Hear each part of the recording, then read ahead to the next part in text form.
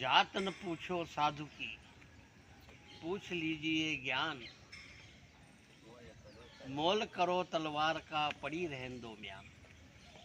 संत कबीरदास जी ने बहुत ही मर्म की बात कही है कि हमें तलवार का मोल करना चाहिए, न कि म्यान की फरोख्त करके उसका भाव-ताव करना चाहिए।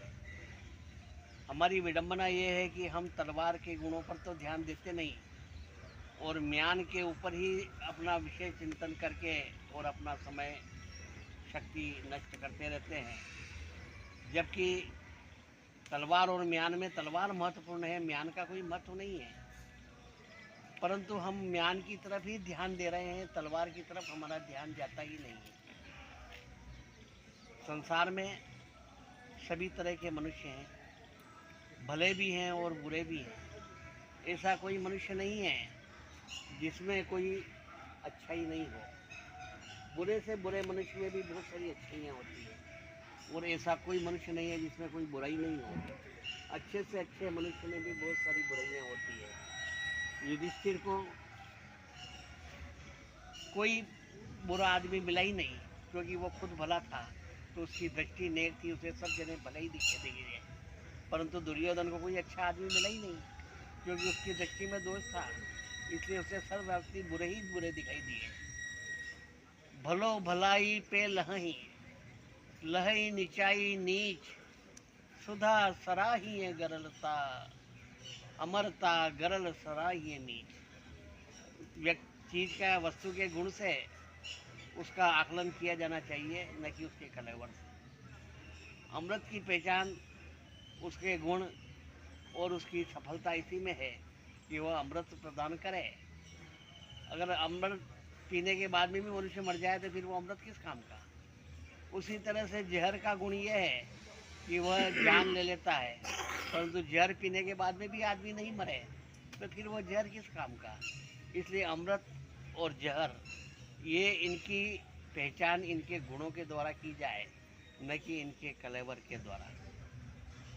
और सबसे बड़ी बात यह है कि इस संसार में यदि हमने बुरे व्यक्ति का खोजने चालू किए तो हमें अच्छा व्यक्ति कोई मिलेगा ही नहीं, क्योंकि सब में अच्छाइयाँ और बुराइयाँ तो हर आदमी में होती है, परंतु हमने दूसरों की तरफ देखना चालू कर दिया, खुद की तरफ कभी देखा नहीं कि हम कितने पानी में हैं। अपने गिरेबान में झांक करके देखते नहीं है। शीशे शीशे में हो टकराव, ये अच्छा तो नहीं। अपने वालों से मिले घाव, ये अच्छा तो नहीं। रात दिन गर्क गुनाहों के समंदर में रहो और फिर पारसा कहलाओ, ये अच्छा तो नहीं।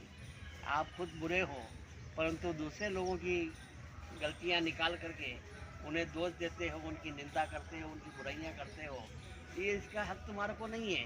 क्योंकि पहले आप स्वयं सुधरो, खुद को अच्छा बनाओ, उसके बाद में दूसरों की गलतियां और बुराइयां देखो।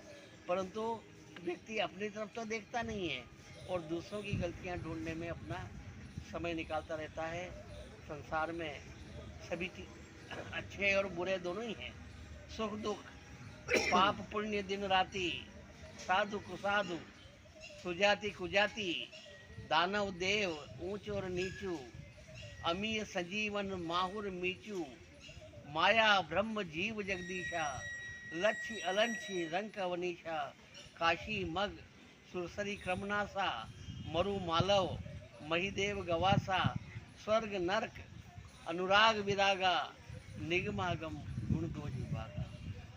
जड़ चेतन गुण दोषमय विश्व कीन करता, और संत हंस गुण गहई पय, परिहरि बारी विकार। ये सब तरह की अच्छाइयाँ और बुराइयाँ दुनिया में है, परंतु संत मनुष्य जो हंस के समान होता है वो अच्छाइयों को ग्रहण कर लेता है और बुराइयों को छोड़ देता है।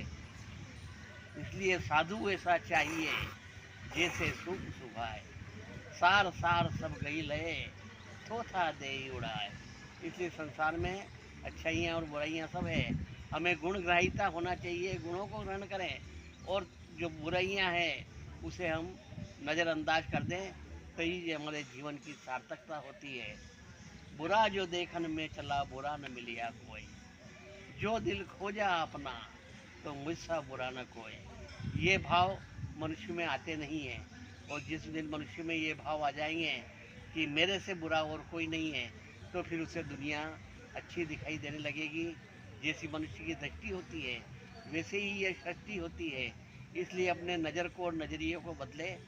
हर मनुष्य में पहले स्वयं सुधरें, फिर दूसरों को सुधारने की बात करें। जबकि आप खुद कहाँ हो, अपने गिराबैर में झांको, उसके बाद में दूसरों के ऊपर उंगली उठाओ। क्योंकि जब आप एक उंगली दूसरे की ओर उठाते हो तो 4 उंगलियां स्वतः ही आपकी ओर उड़ जाती है। इसलिए दोष दृष्टि को त्याग करके अपनी दृष्टि को निर्मल बनाइए, तभी ये संसार आपको सुंदर दिखाई देगा।